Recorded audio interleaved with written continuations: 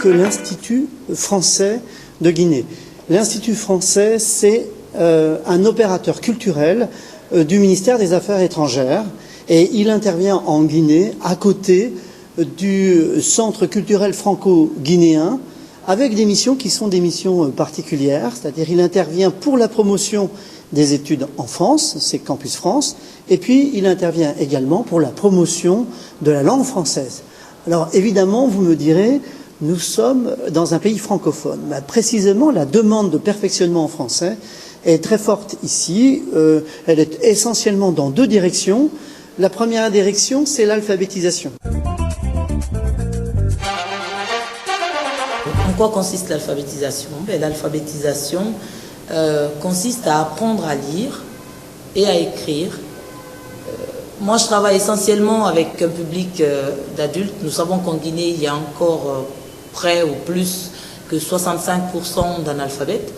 Donc, comment on peut donc amener toutes ces populations vers la lecture et vers l'écriture? En sortant un petit peu les gens des cahiers, on s'était dit que ça intéresserait plus parce qu'aujourd'hui, les gens sont beaucoup intéressés par tout ce qui est gadget, tout ce qui est iPad, tout ce qui est projection. Ça leur permet de valoriser un petit peu leur apprentissage et il y en a qui sont gênés quand ils ont des cahiers, mais quand ils vont suivre des cours qui sont projetés, ça change un petit peu la donne et ça permet qu'un public d'adultes soit tout à fait à l'aise et puisse être dans l'apprentissage sans stigmatiser sur le fait qu'on apprend à lire et à écrire. Le tout, c'est de mettre des outils en place pour qu'au sortir de cette formation, ils ont les outils nécessaires pour au moins être tout de suite autonomes dans la vie administrative d'un pays.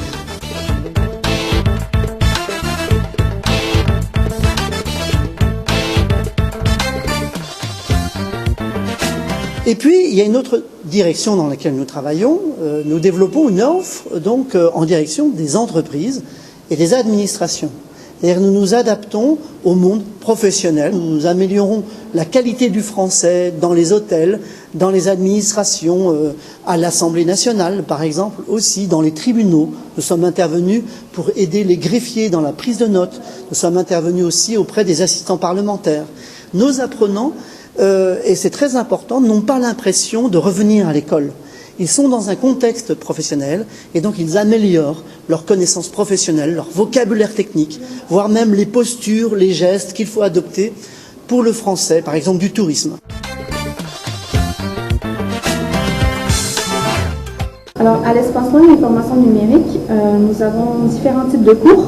Donc, nous avons le français langue étrangère pour les apprenants non francophones. Nous avons le FLS, donc le français langue seconde pour les apprenants qui ont le français comme langue seconde. Nous avons un cours aussi de formation sur objectifs universitaires pour les étudiants dans les différentes universités ici.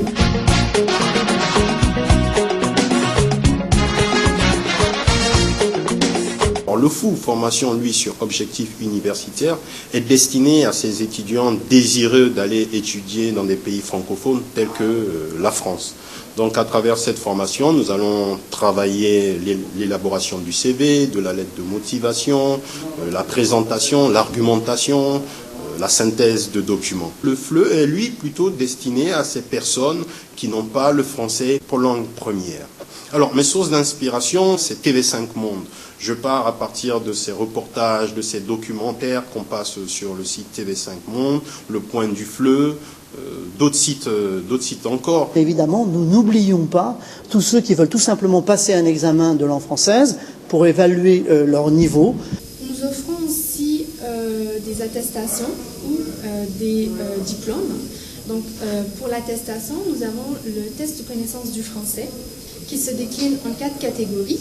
Donc, la première catégorie, c'est le TCF tout public, qui est souvent utilisé à des fins professionnelles par les candidats.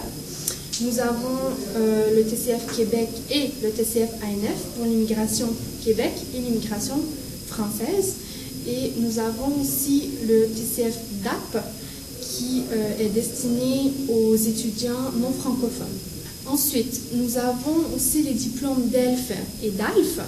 Tous ces diplômes-là sont délivrés par le ministère de l'Éducation nationale français en collaboration avec le Centre international d'études pédagogiques. Tout cela se fait évidemment donc à l'Institut français qui se trouve au premier étage du centre culturel. Nous sommes là avec une équipe que je peux vous dire extraordinaire, des gens dévoués, toujours à l'écoute des apprenants. Nous attendons votre visite.